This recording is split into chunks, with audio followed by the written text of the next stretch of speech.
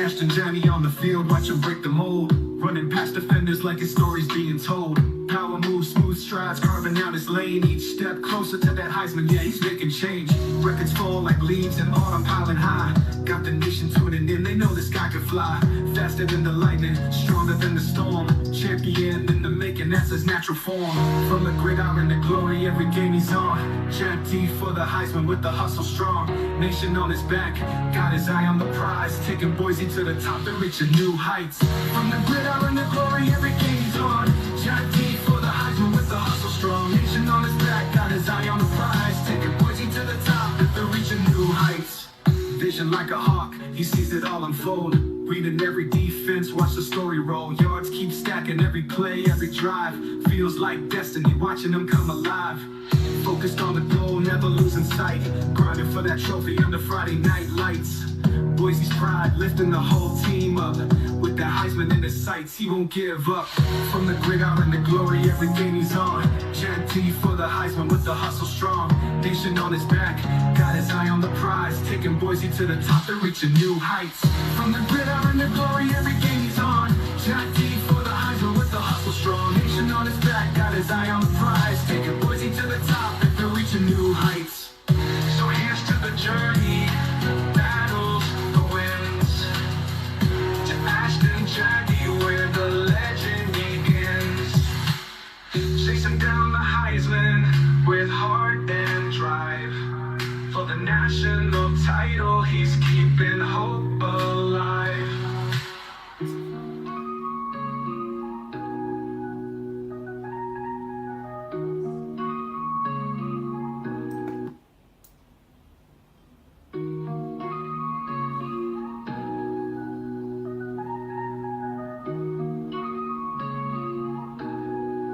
Yeah. Ashton Johnny on the field, watch him break the mold. Running past defenders like his story's being told. Power moves, smooth strides, carving out his lane. Each step closer to that Heisman, yeah, he's making change. Records fall like leaves in autumn, piling high. Got the nation tuning in, they know this guy can fly. Faster than the lightning, stronger than the storm. Champion in the making, that's his natural form. From the gridiron to glory, every game he's on. Jack D for the Heisman with the hustle strong. Nation on his back, got his eye on the prize. Taking Boise to the top to reach a new heights. From the gridiron to glory, every game he's on. Jack D for the Heisman with the hustle strong. Nation on his back, got his eye on the prize. Taking Boise to the top to reach a new heights. Vision like a hawk, he sees it all unfold. Reading every defense, watch the story roll. Yards keep stacking, every play, every drive. Feels like destiny, watching them come alive. Focused on the goal, never losing sight. Grinding for that trophy under Friday night lights. Boise's pride, lifting the whole team up. With the Heisman in his sights, he won't give up. From the gridiron to glory, every game he's on. Jack D for the Heisman with the hustle strong. Nation on his back, got his eye on the prize. Taking Boise to the top to reach a new heights. From the gridiron to glory, every game he's on. Jack D for the Heisman with the hustle strong. Nation on his back, got his eye on the prize. Taking Boise to the top to reach a new heights. Fight for the soul, make the orange and blue. Boys will stand and cheer for you. Fight for institution, our alma mater. Bravely defending BSU.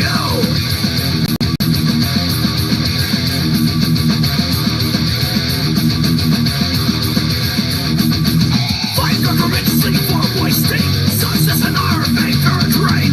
White spark condition as a competition. Glory for BSU.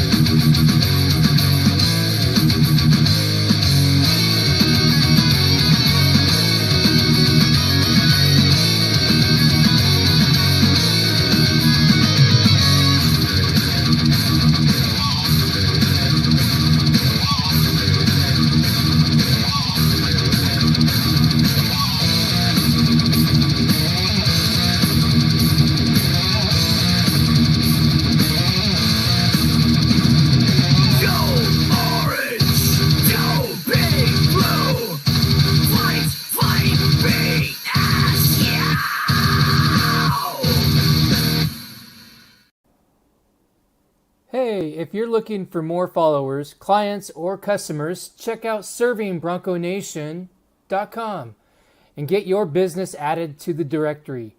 When you purchase a tax-deductible plan, you are investing in Boise State and getting access to millions of views throughout the year on the directory and the Bronco Nation network. Hey, good morning, Boise State Bronco fans and Bronco Nation and all you players that are out there that may be watching this morning. Welcome to Bronco Nation Live.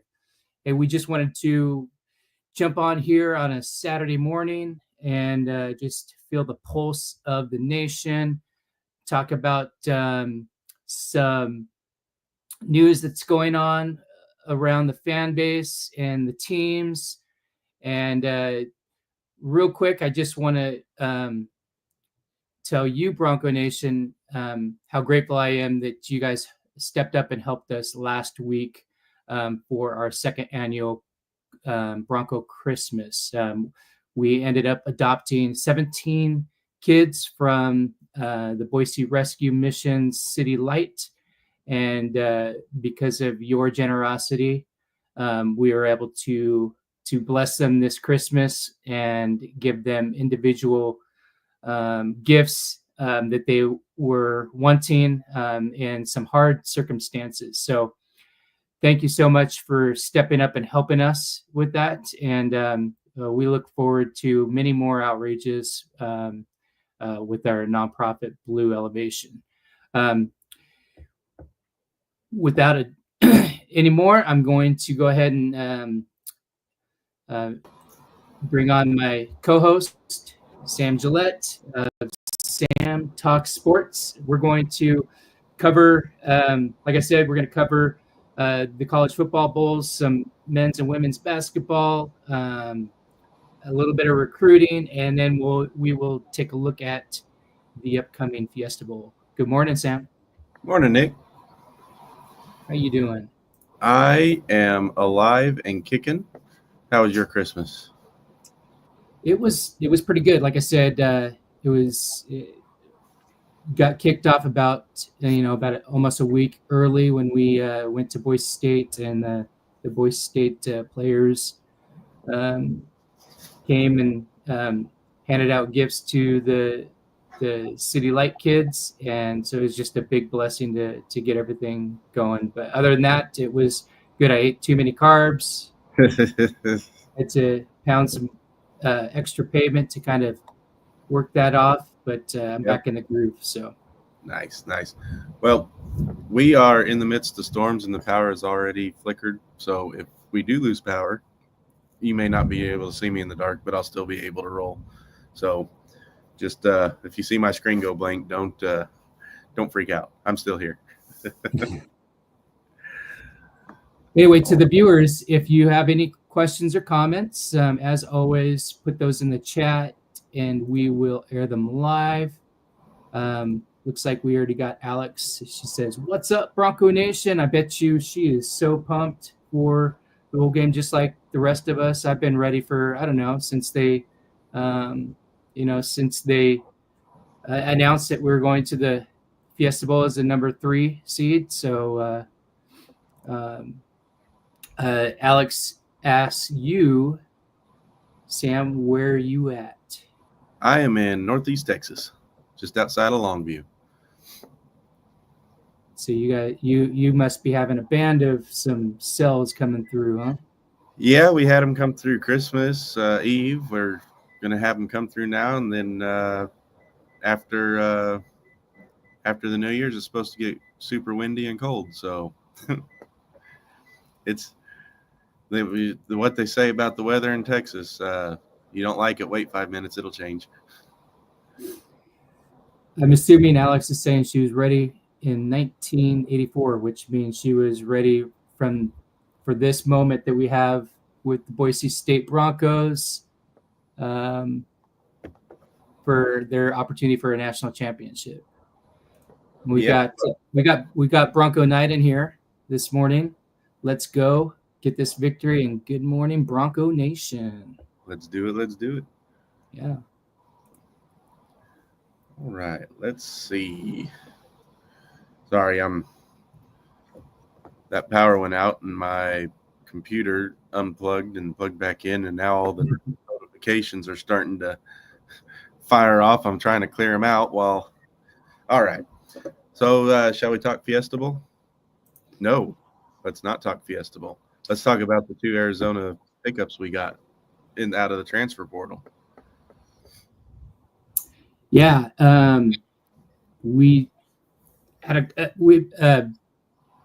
Coach Danielson's been doing really well because we have some key departures on the DL going into next season. We're going to be losing Ahmad Hassanin, Herbert Gums, and Sheldon Newton. So it's really important to kind of fill those roles, especially getting personnel that are they're somewhat developed. So they've been really doing a great job, especially this week in filling those holes. The most recent one and it wasn't really communicated out there. So I want to give props to Chris Van Sickle of Bronco Country for getting the scoop on Canoe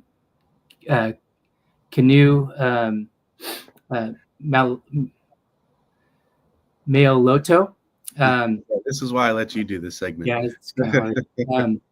Anyway, welcome to Bronco Nation, Canoe. And then we also picked up. Let me just kind of scanning through all these. We made a bunch of pickups in the last week. Yeah. Right offhand. Yeah, here we go. We picked up another Kanoa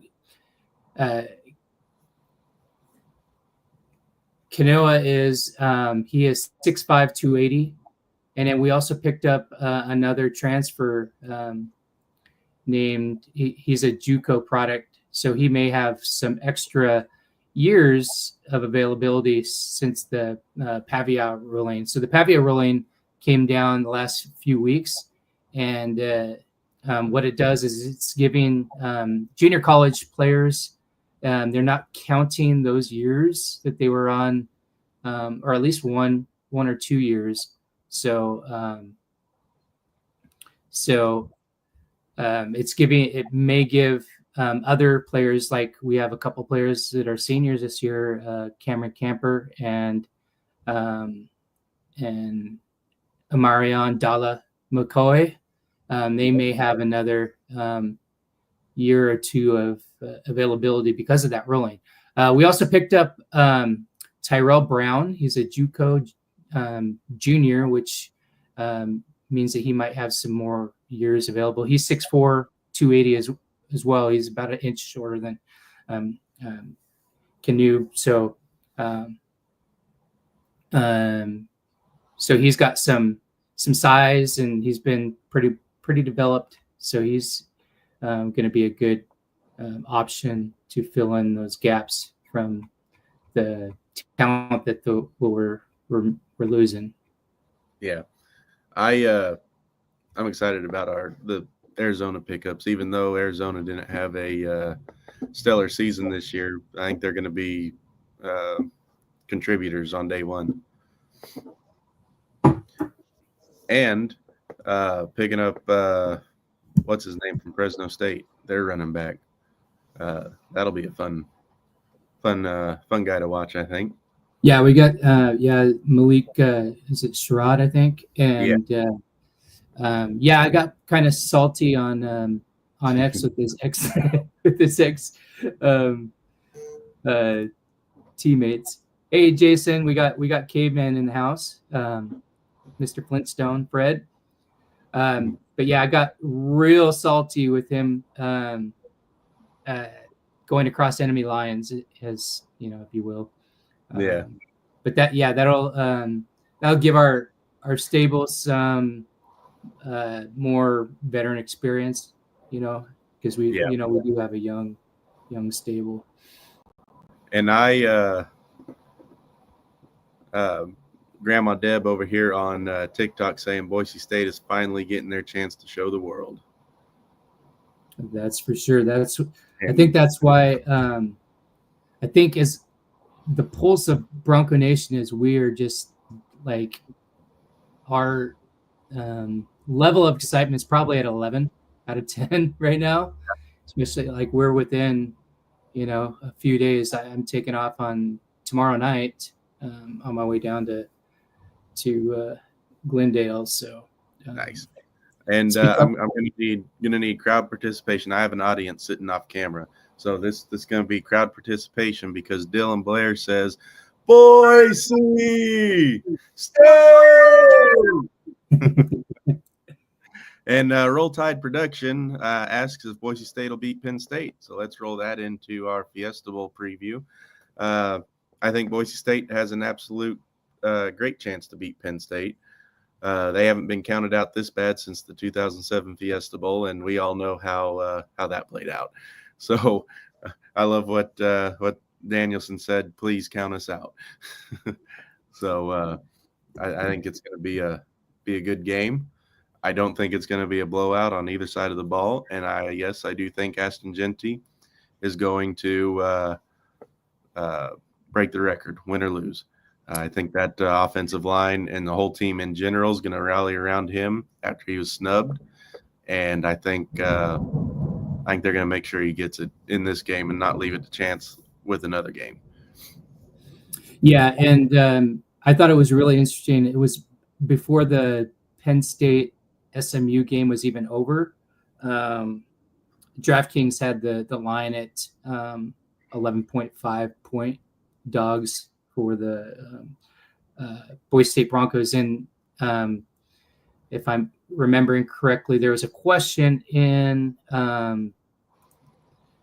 Bronco Nation updates earlier, and Jason, I think he answered it. Somebody was asking what the line was for the first Fiesta Bowl against Oklahoma, and I think he responded it was 7.5. So they have us even lower this year. So for all you fellas out there who are on the team, who are watching this on Instagram, we're going there with you. We feel like we're underdogs too. So let's go show the country what Boise State is all about. We're gonna do this. We're gonna do this. One of these schools is going to leave the Fiesta Bowl with their first loss too. Penn State 7-0, Boise State's 3-0. Both the schools feel the Fiesta Bowl is their home away from home, so there can only be one after this one. Yep, but we do have. Jason confirmed it right there. It was 7.5 in the original in 2007 against Oklahoma Sooners. But I will say this: it's more of a home to us because Penn State played mainly all their Fiesta Bowls in the old site. Yeah, and we played all three of ours in State Farm. Yeah. So the two schools only have one common opponent. I like that, Alexandra. Anyway, two schools only have one common opponent in Oregon. Of course, we all know Boise State lost last-second field goal. Makes you wonder what would happen if we would have won that game. Would we still be ranked as low as what we are? Would Oregon still be ranked number one? Those are all the what-ifs that we'll never know. Penn State lost by 8 in the Big Ten championship game. It also makes you wonder if the roles were reversed and Boise State had played Oregon later in the season, would we have the same success? Because Oregon is arguably much improved. Boise State was banged up later in the season. So there's a good possibility that it might not have ended as easy or as close if we played them later in the season versus when we did play them. So I think it was good that we played them when we played them, especially since Oregon would probably have a much better game plan against Ashton Jeanty later in the season than what they did early on. Good morning, Bradley. Glad you're on here. Say hi to your mom. And then also, what you're saying is we have a chance to meet Yep. back up with Oregon. So because we're Yep. in opposite sides of the bracket. If Boise State's going to beat Penn State, they're definitely going to need to keep tabs on defensive end Abdul Carter. If anyone watched the SMU Penn State game, you'll know that they got SMU behind the sticks early and often, and Carter wreaked havoc on their backfield and was able to completely disrupt Kevin Jennings in his rhythm and wasn't able to let him get anything going. So if Boise State gets behind in the chains, behind on the scoreboard where Carter's going to be able to tee off, then there's going to be issues there unless our O-line can do a better job than SMU did. Madsen, the Mad Dog, he was at your City Lights event, right? Yep, he's been in both of our Christmas Bronco Christmas outreaches. He's a fine young man, great with kids, and has the heart of a champion. Yep. He's going to need to bring his A game from here on out if Boise State's going to make a run at the title. I think ESPN gives us a 1.4% chance to win the national championship. And I say to that, so you're saying there's a chance. But Maddox is going to have to be Mark Andrews, yeah. Sutton's going to be a pain in the butt too. I agree with you on that one. Anyway, Penn State ranks 7 in the rush defense, only giving up 100.4 yards per game. So Maddox is going to be the key to winning. I know a lot of people are game planning around Genty and want Genty to run and pop off, but if Genty's going to be able to have any kind of effect, it's going to be because Mad Dog has stepped up and forced the box to clear out. And that's going to be the key to Boise State victory is Maddox Madsen and his decision-making and not trying to be anything. It's going to sound way worse than what it is, I promise. But if Maddox doesn't try to be anything more than the role player that he's been all year, not saying that he's not a star on the team or integral to the team's success, but he doesn't need to try and outplay what he's been all year, and Boise State will have a chance. Yeah, and you know what?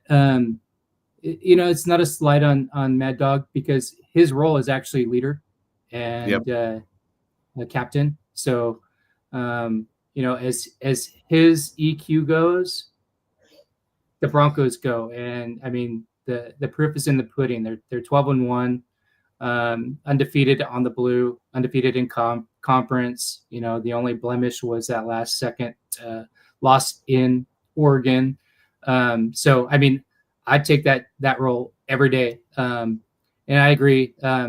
If they stack the box like UNLV did or Wyoming, it's that responsibility is going to land on Mad Dog's shoulders to get that ball out to Matt Lauder, and then just play pitch and catch all day long if they do that.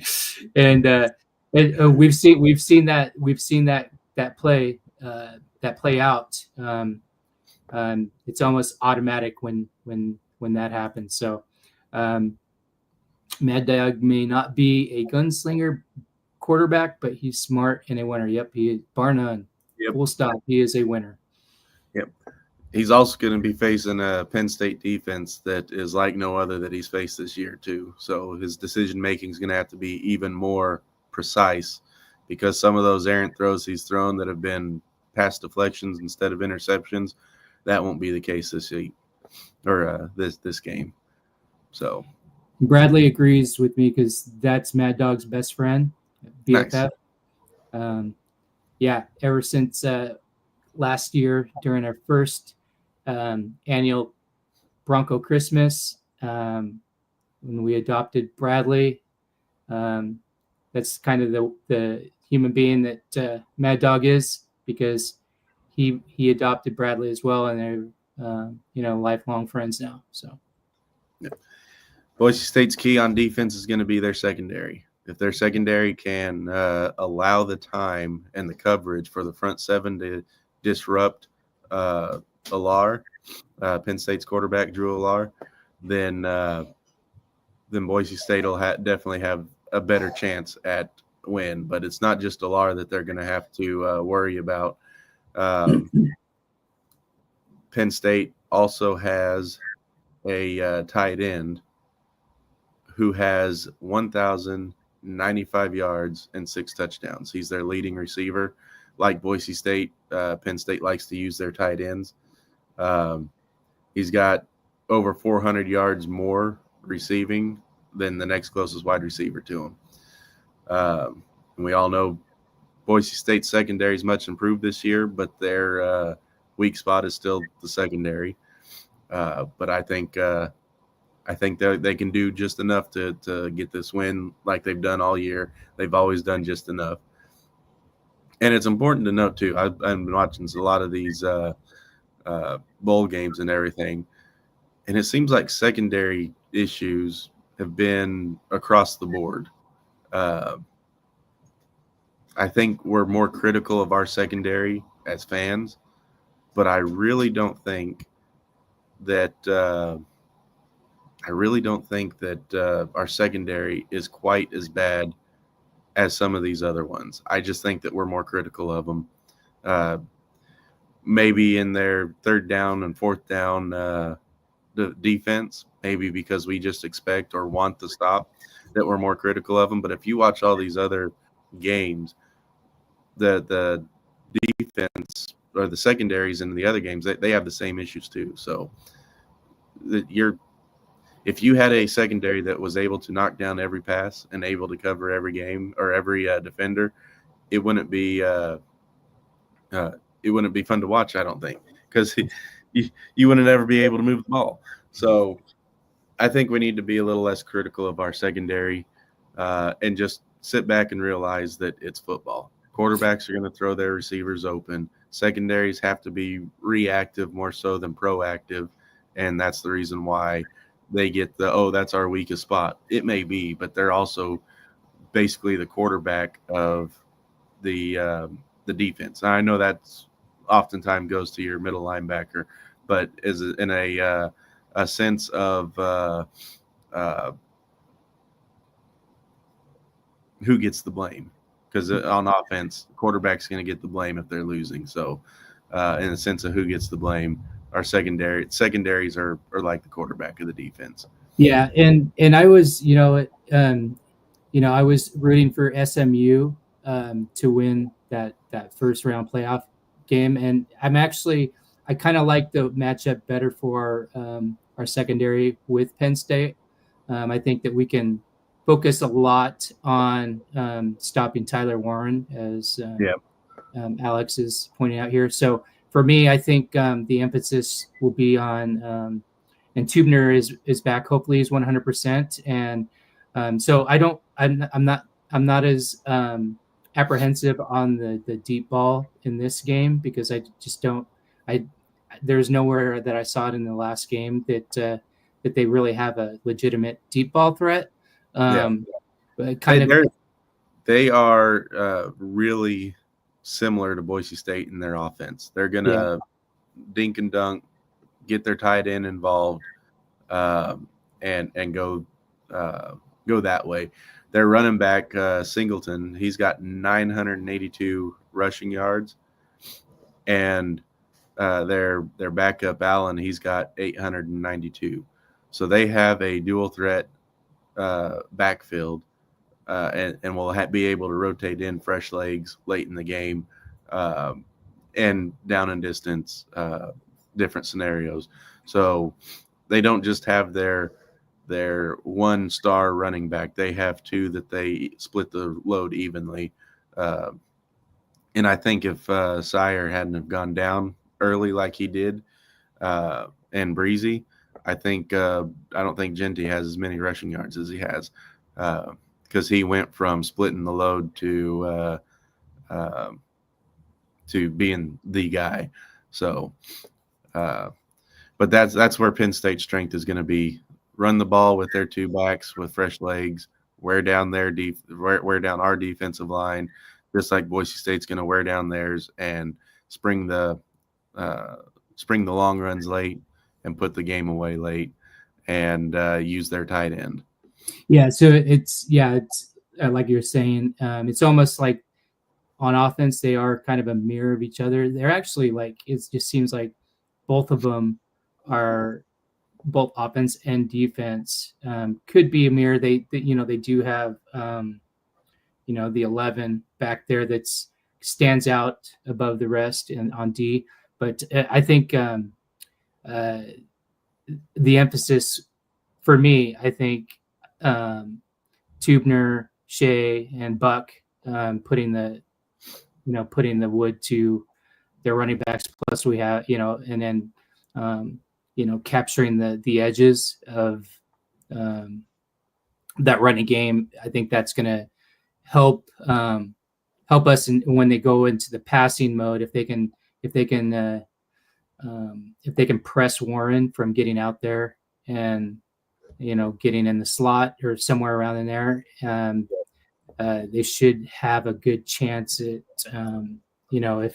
if Amarion and Jeremiah keep their head swiveled so that they're looking at the quarterback. Yep. Have a good chance at picking off a couple and then turning Allure into a Jennings from SMU, and then that'd be really great. I'm hoping for at the halftime, if we have 21 points, and they're down to a minimum, like maybe 7, I think we have a good chance of winning this game. Yeah. He's been sacked 14 times and thrown 7 interceptions. Boise State has one of the best sacking defenses in the nation with 51. And through 13 games, they're getting about four sacks a game. And they've got 7 interceptions of their own that they've run 2 of them back for a touchdown. So in the end, if Maddox can clear the box with his passing to open up some lanes for Genty, then he's going to Boise State has an absolute chance to shut up the critics. They shut him up in 2007 against Oklahoma, and they'll shut him up again in 2024. And I like the quote, "If there's a Goliath in front of you, there's a David inside of you." And that's kind of been Boise State's MO is having that David inside of them going up against Goliath, because no one ever gives them a chance against the big guys. Yeah. And all we do is prove them wrong. I like when the broadcaster said in the 2007 Fiesta Bowl, it's not the size of the bite and it's not the size of the dog, but the bite in the dog, something like that. Yeah. It's not the size of the dog, but the size of the fight in the dog. Yeah. Yeah. And that's having a heart of the champion that the Broncos do. And us as fans, we have that same mentality, I believe so. The Chick-fil-A Peach Bowl is on New Year's Day, the Fiesta Bowl being on New Year's Eve. So you'll be able to watch the Fiesta Bowl, and then you'll either go get happy drunk or sad drunk ringing in the New Year's. Excuse me. But the Fiesta Peach Bowl is on New Year's Day at 1:00 Eastern time on ESPN. And you got number 5 Texas versus number 4 Arizona State. Arizona State was the other beneficiary of there it is, Kirk. I knew I was missing one part. Anyway, Arizona State was the other beneficiary of Clemson winning the ACC, putting the Big 12 champion in a bye week instead of the ACC champion in a bye week. Texas is a 12.5-point favorite, so they actually give Boise State a better chance to beat Penn State than Arizona State a better chance to beat Texas. And they also say that Boise State and Arizona State have single-handedly can save the CFP committee if they win or put up good showings. And to that I say Tennessee already did that. When all the Neyland North jokes came up, it confused Tennessee. They thought it was a home game, and they never showed up to Columbus. So, but Arizona's path to winning is going to come on Cam Scatteraboo.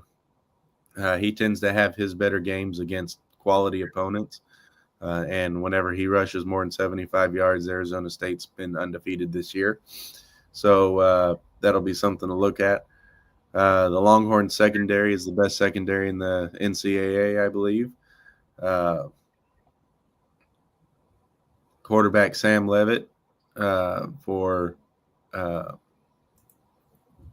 Arizona State is going to be a whole new monster that he's never seen before. And that secondary's got 20 interceptions led by Jim Thorpe Award winner Jahdae Barron. Texas is going to have a field day in the secondary, I think, because they only have to shut down Scatteraboo and their 1,000-yard receiver in Jordan Tyson. So if Texas can shut down Tyson and Scatteraboo, there is no other offense for Arizona State. So I think Texas is going to win this one. I hope it's a good game, but I just think Texas is too strong. They're too good. Their only two losses have been to Georgia this year. One's at home and one's in the SEC championship game. And they're going to be playing to have that third game to get their redemption. So, however, Ewers is a liability at times with his decision-making and interceptions. So that's going to be – if Arizona State's going to win, it's going to be because them rattling Ewers early and maybe forcing Texas to go to Manning, Arch Manning in the second half like they've done before in the past. Yeah, this is forcing me to look at our picks, the Bowl Mania, and man, it's been pretty brutal. But I have done well on the playoff games, so all my teams are still alive in there. But I think we're both of us are like 12-11 right now. Yeah, it hasn't been good. Which means but there have been some really good games. You know, Yep. I'm not whining about the games. Those have been good. Just like last night, A&M and USC. Yeah. Like, you know, I went to bed early because I'm like, oh, A&M's got this. And then like I woke up this morning and sure enough, USC came from behind and won that game. Chris Grenfell says ASU forced a lot of turnovers in the Big 12 championship game. I can see them doing the same versus Texas. For me, I think Texas. I don't on the ESPN site in the Bowl Mania. It's showing that 80% of users are picking Texas. For me, I don't see that this is like a real home game for Arizona. It's actually closer to, you know, Longhorn country than it is Sun Devils. So, I mean, they're going to need to do that. They're going to need to force some turnovers if they want a chance to win this game. Yep. Roadhouse 98 over on TikTok says if Clemson couldn't do it, Arizona State isn't capable of it. I mean, I don't disagree, but any given Saturday, right? I don't think anyone thought NIU was going to beat Notre Dame early on in the year too, but here we are.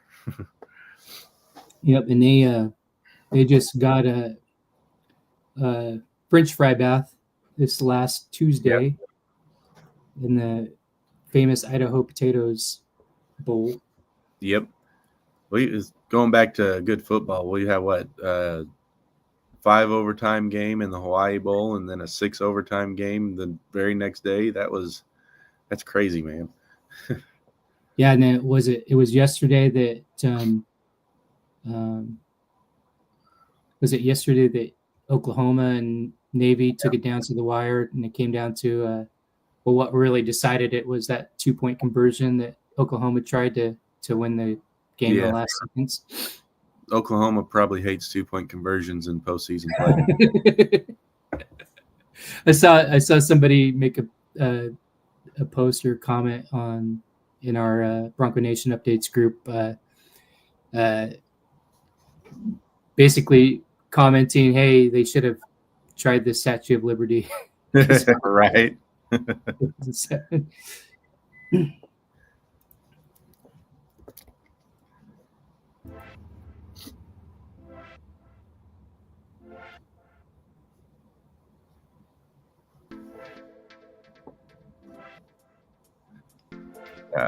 Danny says, if you need painting done, stay out of the heat or the cold and let Crosby Custom Coatings take care of you.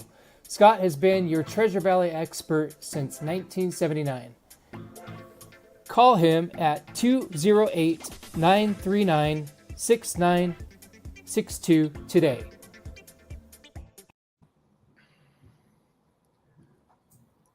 Oh, Danny, just for that break, he posted on TikTok, UJ about to roll this playoffs. We'll talk a little bit about Georgia here in a little bit. But first, let's move on to the Rose Bowl. 5 o'clock Eastern on ESPN. You got number 8 Ohio State versus number 1 Oregon State. It's a unique matchup for Ohio State here in the quarterfinals. This is the matchup they so desperately wanted in the Big Ten championship game, and Michigan denied them of that. So we had Penn State and Oregon. So now we get to, as fans, get a unique what-if scenario that actually gets to play out. We get to see what would it have been like if Oregon and Ohio State played in the Big Ten championship game. We get to see it here in real time in postseason play. Oregon already beat Ohio State once this year by 1 after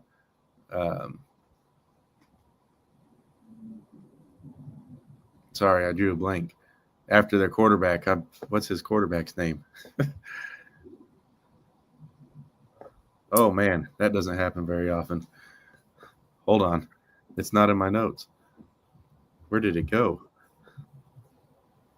Howard. There we go. After Howard ran out and let the time run out after he slid just too late. So it's going to be interesting to see how well they recoup and come out against Oregon. I know a lot of people have counted Oregon out. As we all know, history is not kind to the regular season winners in postseason rematches. But Oregon's also better than what they were when they played Ohio State in October. So Oregon also boasts a 1,000-yard rusher in Jordan James, and they have 3 receivers and a tight end with over 500 yards passing. So it's going to be Ohio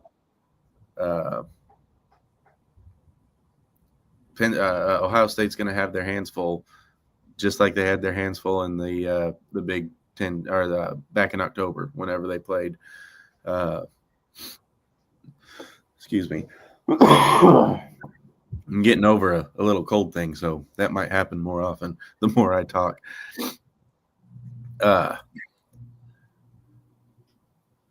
So Ohio State's coming off their blowout win over Tennessee in the first round. They had a score to settle after losing to Michigan, so they're going to be still looking to settle that score after losing to Oregon early in the season. They're going to be looking to right the ship. Ohio State's got 2 800-yard running backs in Quinshon Judkins and Travion Henderson, both with 830 some odd yards each. and they've combined for 18 touchdowns. They're led in the receiving corps by freshman wide receiver Jeremiah Smith. He's got 63 receptions and 1,037 yards and 12 touchdowns. So if Oregon is going to win this game, they'll need to shut down those three players and Will Howard and get to Howard early, rattle them like Michigan did. And I think they'll have a chance to win this one. Yeah, I'm looking on here, and it looks like where was that? I think the majority of the users are still picking. 83% of the entries for the Bowl Mania and ESPN are picking the Oregon Ducks. Of course, they're 13-0. Ohio State's 11-2. But it is intriguing because this is going to be a rematch. Both of these teams are familiar with the Rose Bowl, and the magnitude of this type of game. So I don't really give any leverage to any of the I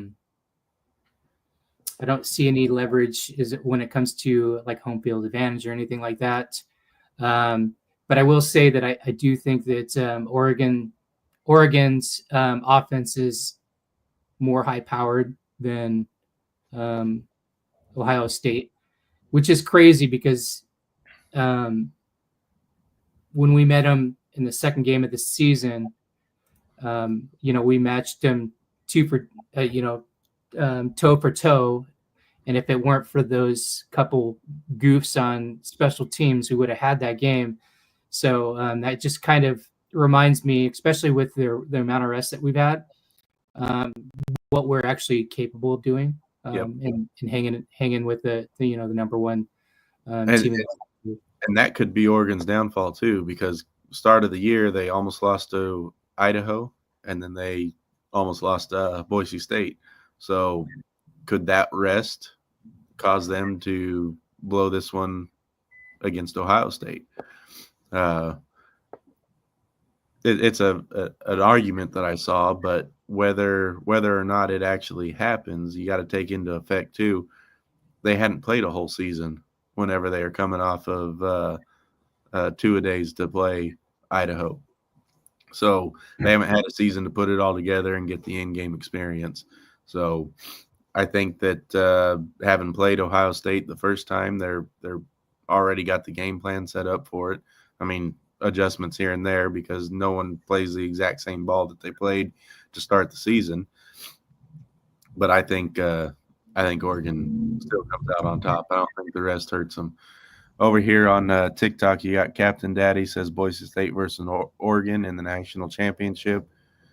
And Danny says Ohio had their best game all season against Tennessee, and I do not disagree with that. Ohio balled out against Tennessee. They took all the Neyland North, and Tennessee taking over Ohio. They took that all to heart, and they came out and rocked them from the start. Yeah. So and I don't know if I made my pick aware for the last game, but I think that I am taking the Longhorns over Arizona State. But in this game, I'm gonna take Oregon. Like I said in previous shows, I just think that this is, Dan Lanning's year. I think everything's clicking. He's a great coach. He's got great talent. He's got the speed, and the depth. So I'm edging towards Oregon because I deep down I would kind of like to see a rematch. Should we continue to advance in the playoffs for Boise State? I think that would be a great rematch in the Natty. Yeah. The Sugar Bowl, excuse me, The Sugar Bowl is on January 1st as well at 8:45 Eastern on ESPN. At number 7 Notre Dame 12-1 versus number 2 Georgia 11-2. Notre Dame surprisingly is a 1.5 point favorite, but I guess it's not really as surprising as you think if you take into consideration Carson Beck's not going to be playing, which gives Florida State a argument about the system being rigged against them, if you ask me. Florida State, as we all know, was snubbed last year because their quarterback was injured, and the committee thought that the team wasn't the same, even though Florida State remained undefeated. And Georgia has 2 losses and an injured quarterback. They're not undefeated, albeit they're still undefeated with their backup quarterback. But he only had 206 yards passing and threw an interception, and had a QBR of 64.9. Now he's going to have the same amount of time that Boise State's having to rest and get them reps in with their first team and everything. But practice reps and game reps are 2 different monsters, and I don't see Georgia winning this one.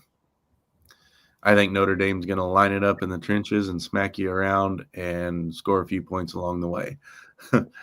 They got Jeremiah Love. He's put up over 1,000 yards rushing, and quarterback Riley Leonard has put up over 700 yards rushing while throwing 17 touchdowns and 6 interceptions. Jadarian Price has also accounted for 680-something yards, and 7 touchdowns.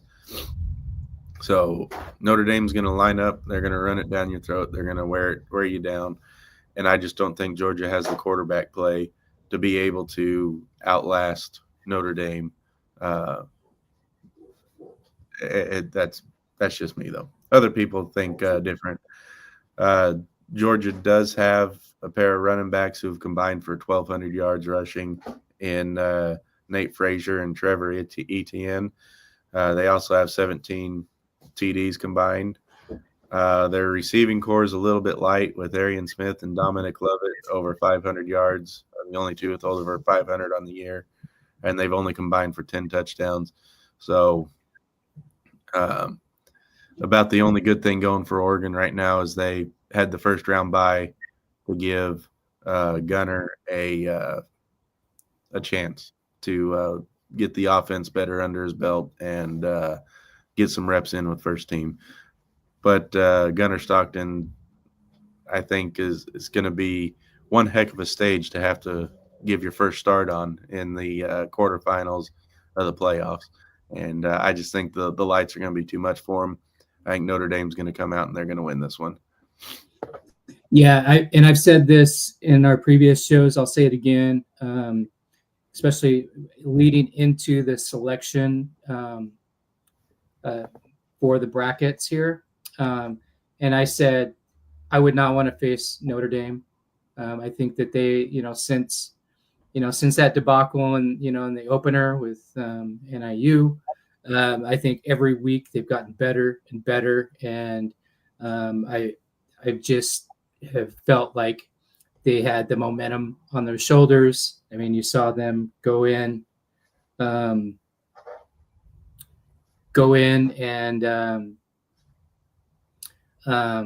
in the first round of the playoffs and just crush. They crushed their opponent, and so Indiana, it wasn't even close. So, and that's where I was when we were going into that. I'm like, I do not want to be on the same side of that bracket as Notre Dame. I do not want to play them. So, with that being said, I think that they're going to win Georgia. I'm picking Notre Dame, and I think that's against the majority of the users. Yeah, only 18% of the Bowl Mania users are picking Notre Dame. D'Lo Blake says whoever wins Oregon and Ohio State wins it all. They should have put Ohio State on the other side that is the national championship.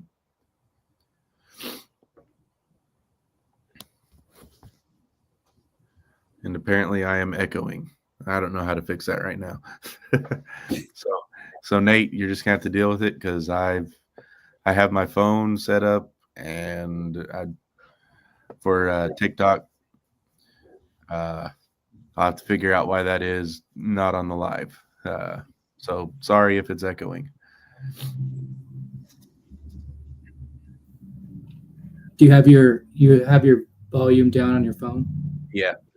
Oh, okay. That's a mystery to me. Yeah.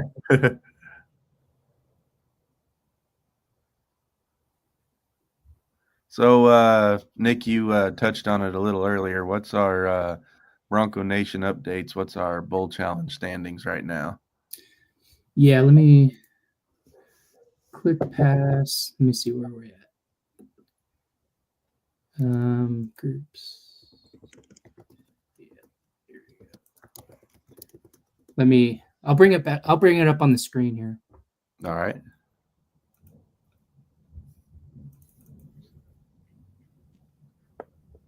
Okay.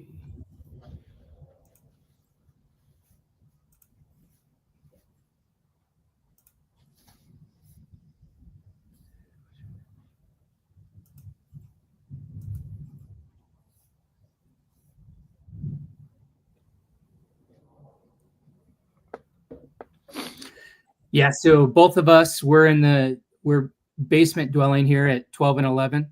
And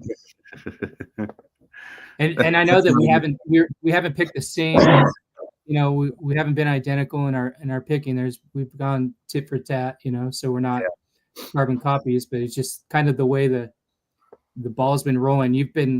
You've relied more heavier on the data, and like I said, I just kind of go into this with having fun. So so both strategies, and we're sitting about 500 almost. So,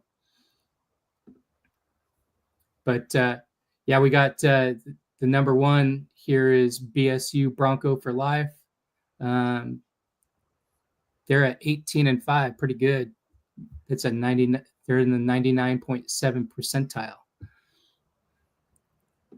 Nice.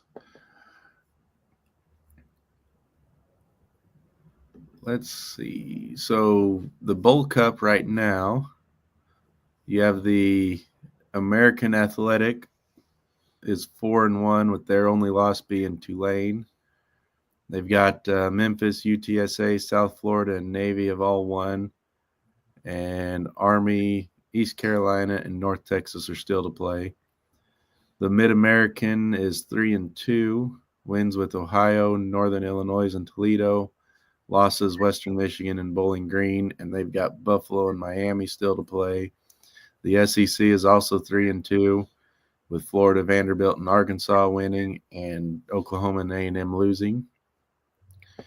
And then they've got Bama, Georgia, LSU, Ole Miss, Missouri, South Carolina, and Texas still to play.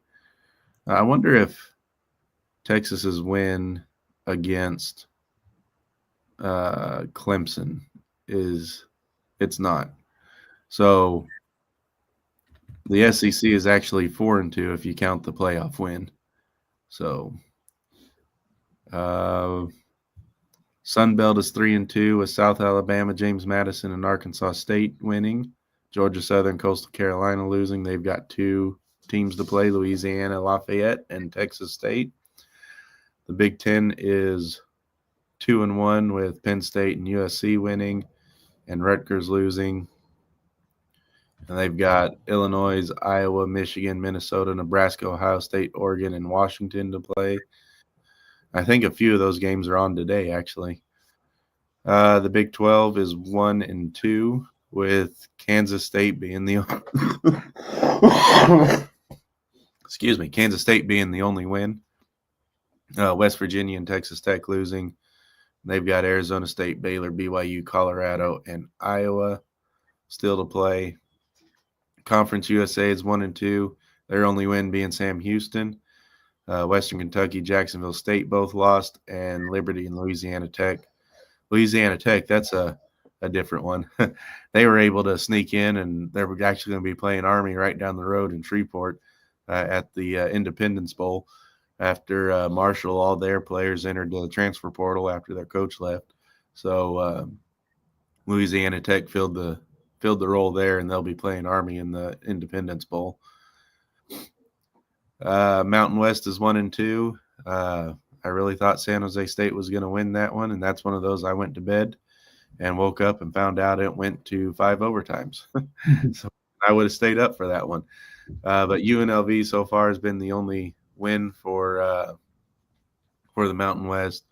Fresno State losing to NIU in the Potato Bowl, and San Jose State losing in the Hawaii Bowl. Boise State and Colorado State, the only two left to play. The ACC is 1-3, Syracuse being their lone win last night. Cal, Pitt, and Georgia Tech have all lost. And they've got Boston College, Duke, Louisville, Miami, North Carolina, NC State, and Virginia Tech still to play. Independence haven't played yet. They got UConn and Notre Dame, and the Pac-12 is 0-1 in their only bowl challenge. So, yeah, I was a little bit surprised that Vanderbilt took care of Georgia Tech. I thought, like that game got close. That game got close after the weather delay, because it was looking ugly for Georgia Tech. And that game saved them, I think, or the delay saved them from being an absolute blowout. Yeah. We got K Larry 5 on TikTok saying, "Sorry, but Boise is gonna lose to Penn State." And I'm just gonna repeat myself. I think it's a favorable matchup for Boise State. I like our chances. Yeah.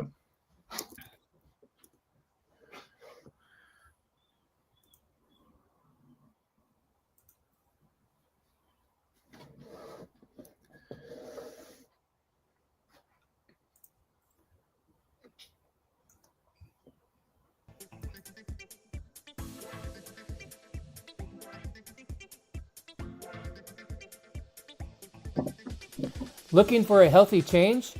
Just breathe and let the Organize Experience help you embrace change. The Organize Experience team masters the art of helping people find freedom through decluttering, organizing, and creating organizing systems.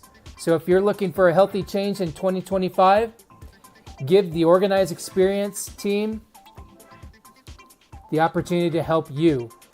Please visit their website at theorganizedexperience.com. Shall we talk a little basketball? Sure. Yeah, we got a big conference game today for the men. They are in San Jose. It's a reunion with Alvaro Cardenas with his old team. They're marching into San Jose. They're currently 1-0 in conference. So big game for them. And then the women are going to be in San Diego tomorrow for their season opener in conference as well. Nice. Yeah, right now Boise State is third in the Mountain West at 9-3. Utah State, surprisingly enough, they're not ranked yet. They're 11-1, and San Diego State is ranked number 20, and they're 8-2. So Boise State's right there in the mix, and then New Mexico's right below them, or tied with them actually, with 9-3 record, 1-0 in conference, and then there's a 2-game fall off till you get to Colorado, who's still 1-0 in conference, but 7-5 overall. So it's Mountain West shaping up to be looks like about a 5 to 6 team conference race to win the conference. So it's gonna be fun whenever we get in that gauntlet with Utah State, San Diego State, New Mexico, and Colorado State. It's gonna be fun to see who comes out of those games on top. Yeah, and the standard is still going to be in men's basketball. Still lands on San Diego State right now. I believe they are the only ranked team, or they're the highest ranked team. So, right now, so we're playing San Jose State. They're 7-6, 0-1 in conference.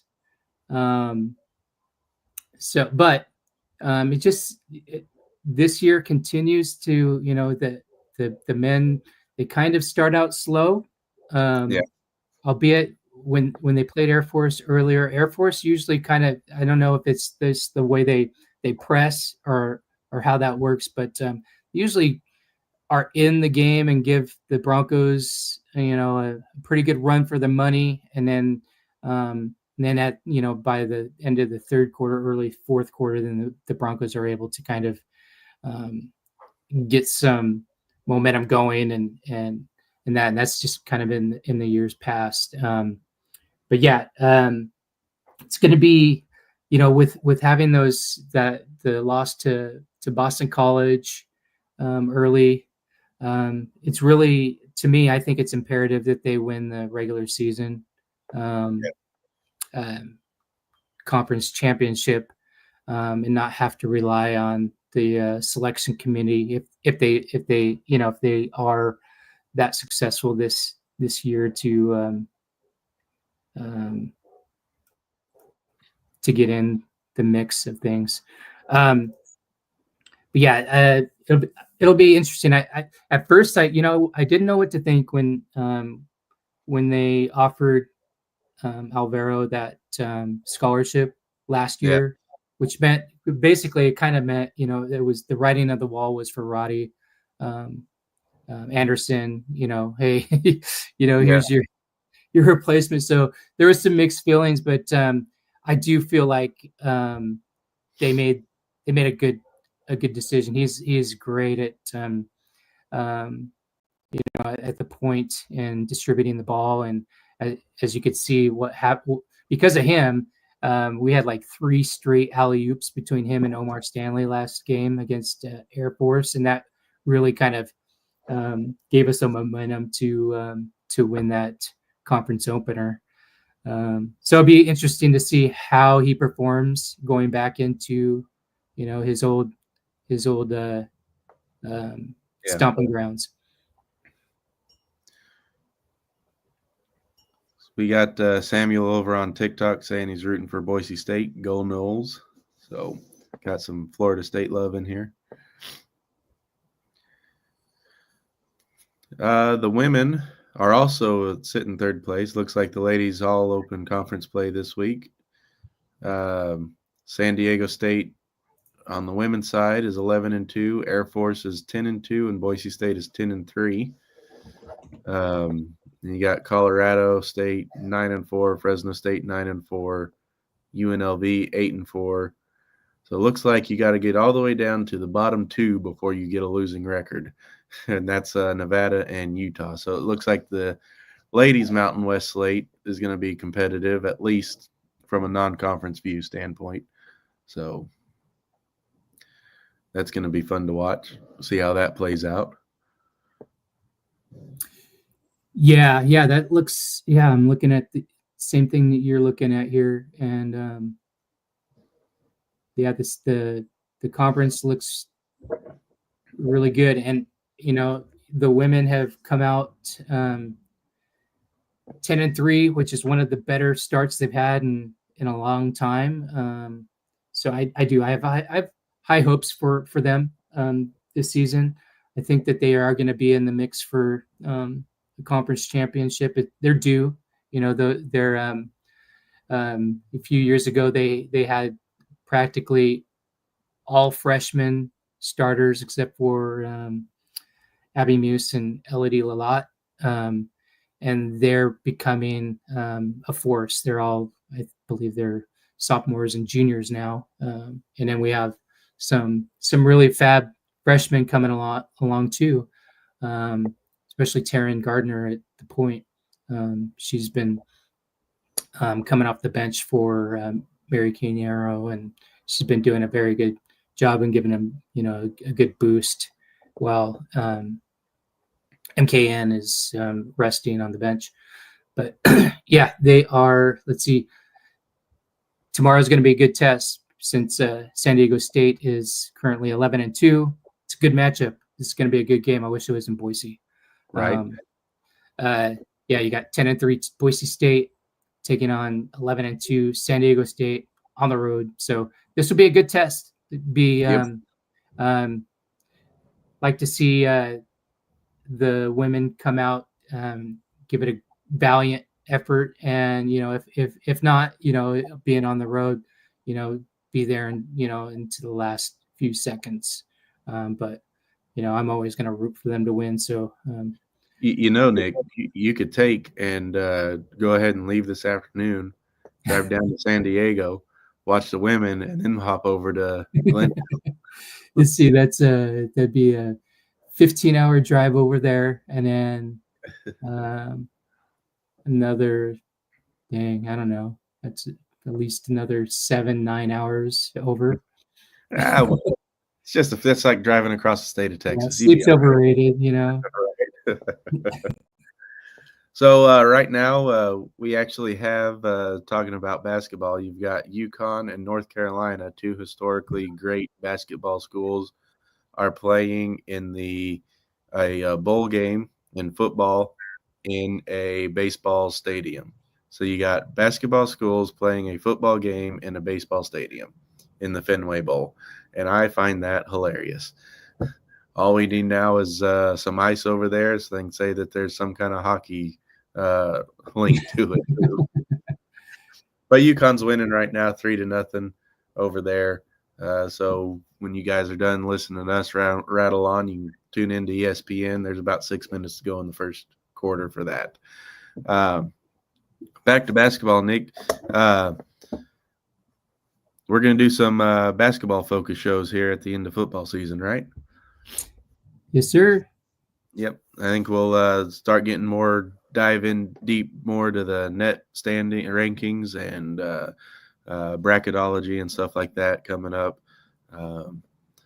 Football's more my forte, but I've been researching and getting ready to go full board basketball. So we'll be able to give you some good information on that as well. I'm hoping that's not until after the 20th of January. Yeah, right. And I think here in a few weeks after football season, we're going to do a more in-depth focus on the recruits, right, for next season. Yeah, we'll have plenty of time. Football is no longer a fall and winter sport. It's all year. It's year by year, and it's all year round.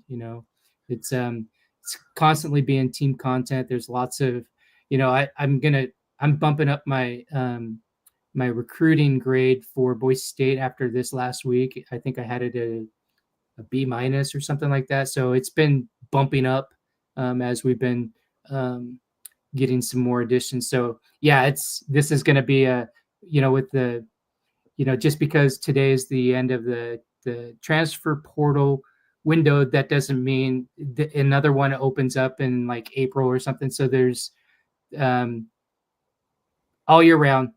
Yeah, you can talk college football. Right. So yeah, we'll be on the lookout. Join the Bronco Nation Updates Facebook page. We let you know when we go live there.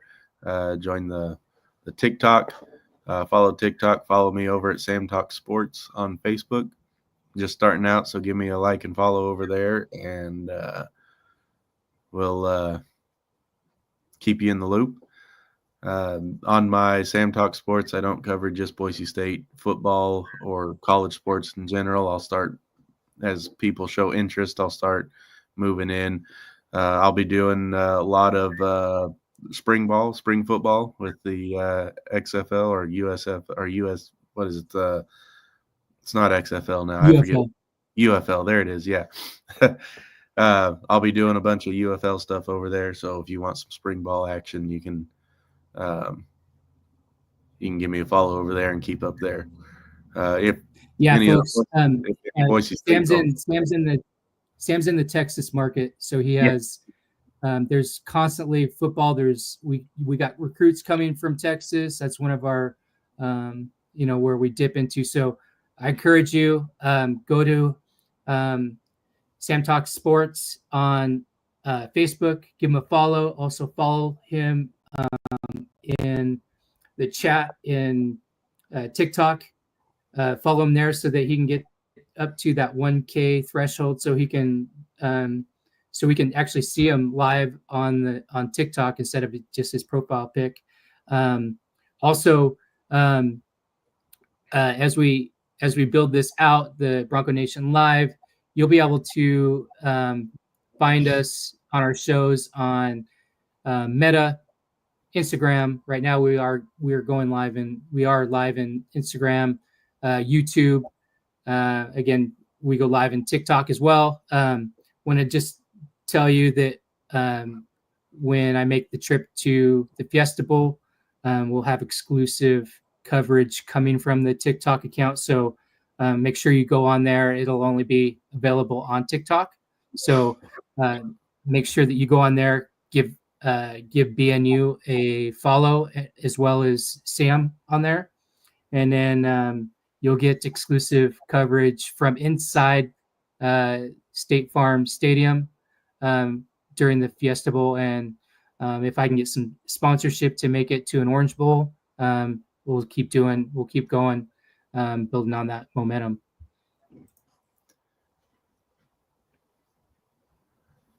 So that is a very good question, Kenrick. Can Penn State's O-line withstand Boise State's defensive front? I think that the game is going to be won or lost for either school in the fourth quarter. Boise State has a healthy front line on offense now, with reserves that are proven and battle tested already, to because they've had to be all year with the injury issues we've had. So I think Boise State's going to be able to rotate in and out fresh legs as needed, and it's going to be won or lost by either side in the fourth quarter. And it's going to be Penn State's going to ground and pound on Boise State's defensive front, and Boise State's going to ground and pound on Penn State's defensive front. So it's going to be fun to watch. I think either school could lose it late.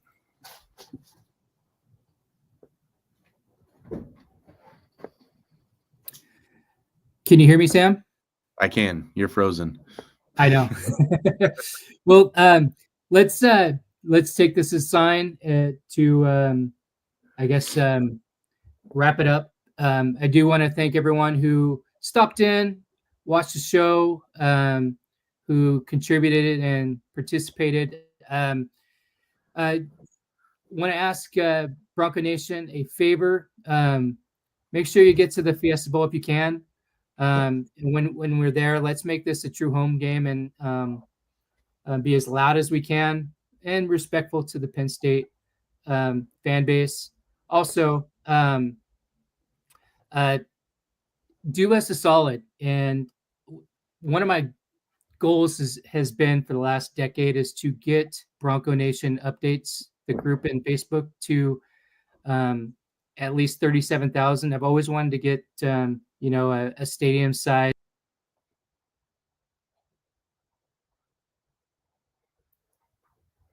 Oh, looks like we lost Nick. Nick, if you can hear me, you're not in here anymore. So I don't know where he was going with that, but while we wait for Nick to come back, I don't know if it looks like we're still live. I do have a comment from the Peanut Gallery, and my father says the game will be won or lost on Matson's legs, not arm. So I don't disagree with that. Matson being able to create time in the pocket and rush up the field and get those first downs where the secondary may be covered or Genty may not be as effective. Some quarterback draws could win or lose it. Let's see if I can get Nick back in here.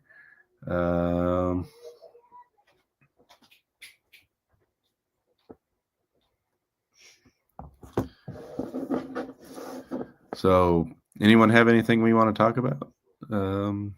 Any comments on TikTok you want to throw in there? And the live has been paused, so maybe not.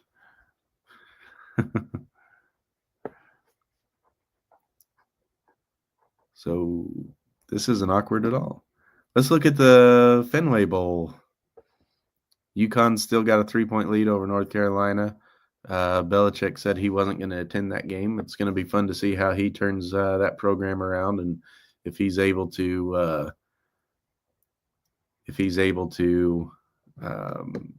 get his NFL development. Thanks, Slim. Good to know I have some support.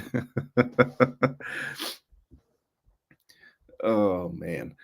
Other bowl games today, you've got the Bad Boy Mowers Pinstripe Bowl, Boston College and Nebraska. You've got the New Mexico Bowl, is Louisiana Raging Cajuns and TCU. Then you've got probably the game of the day between number 18 Iowa State and number 13 Miami in the Pop-Tarts Bowl. That one's going to be on ABC at 2:30 Central Time. You have 10-3 Iowa State and 10-2 Miami. That's probably going to be your game of the day. That's going to be one you want to tune into. The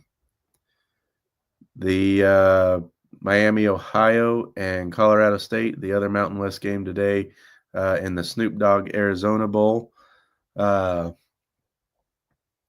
Miami, Ohio is a 2.5-point favorite in that one. And Miami's a 4-point favorite over Iowa State. So we got the two Miamis playing today. Then you got East Carolina is 7-5 against NC State 6-5, or excuse me, 6-6 in the Go Bowling Military Bowl. And then your nightcap is also going to be a good game with BYU, number 17, and number 23, Colorado. Any Boise State fan is going to be rooting heavily against Colorado and hoping that Travis Hunter gets popped in the mouth and taken out early because he deserves it. I'm just kidding. I'm kidding. I don't wish that on anyone. He's a good athlete. He's just not a Heisman. Louisiana Tech, as we mentioned earlier in the show, playing against number 22 Army. Louisiana Tech's 5-7, but they accepted the invite after Marshall lost all their players to the transfer portal and didn't feel they had enough players left to field a quality team, so they withdrew their invitation after their coach left.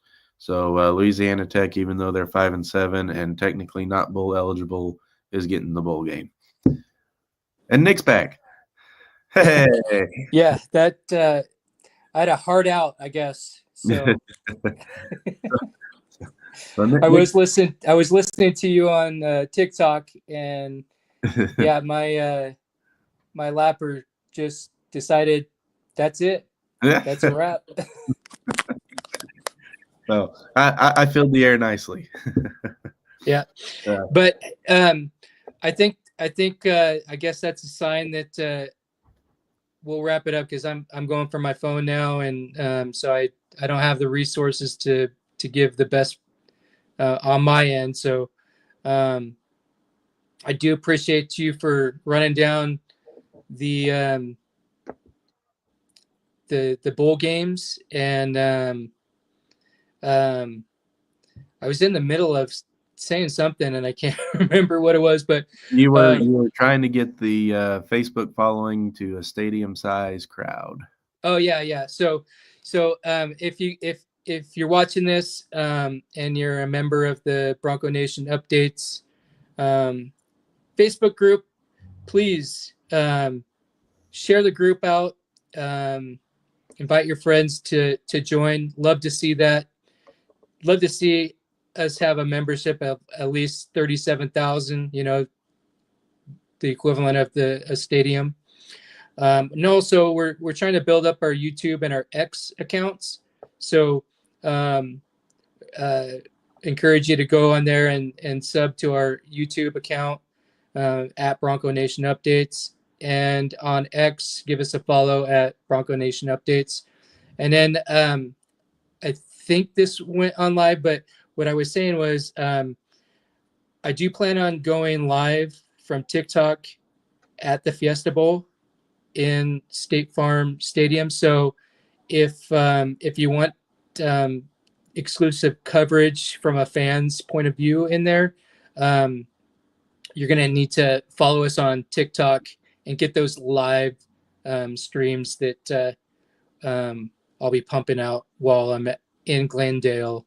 I'll be visiting the super fans. I am transporting Bronc Vader's helmet and Captain Bronco's Defend the Blue Shield. Those are coming with me on my road trip down there tomorrow. So you'll get exclusive coverage of, a fan's perspective from the tailgating and inside the stadium and probably some live action. So if that interests you, go ahead and hop on to TikTok and give us a follow at the BNU account. With that, do you have any parting words, Sam? I do. You need to get you a styrofoam cooler, paint it a metallic color, throw some dry ice in the bottom of it, and then when Jared gets there to claim his helmet, open the cooler with that dry ice coming out and lift the helmet up and then hand it to him. And record that and post it. I'll see what I can do with that, my friend. Yeah, that'd be pretty cool. But yeah, that's all that I have. Again, I want to thank you for hopping on here this morning. I know you've been feeling under the weather, so I appreciate your time. I appreciate everybody who jumped on in one of our platforms and watched. Bronco Nation, I want you guys to be in that stadium and giving it hell. I want this to be a true home game, because I know the Penn State's going to represent very well. So we need to, as a fan base, we need to bring our A++ game as well. And I'm all for it. I'm all for shocking the world. I know we can do it, and I know our fellas are going to be motivated to do it on the field. So let's match their intensity as a fan base. Let's do it. So until then, thanks again. Appreciate you guys for watching the show. Again, subscribe to any of the platforms and click the notification bell in YouTube so you get notified when we're about ready to go live or when we schedule a show, because we're going to continue doing this throughout the rest of the football season and going into basketball seasons. So until then, bleed blue, go Broncos, ride or die. Go Broncos.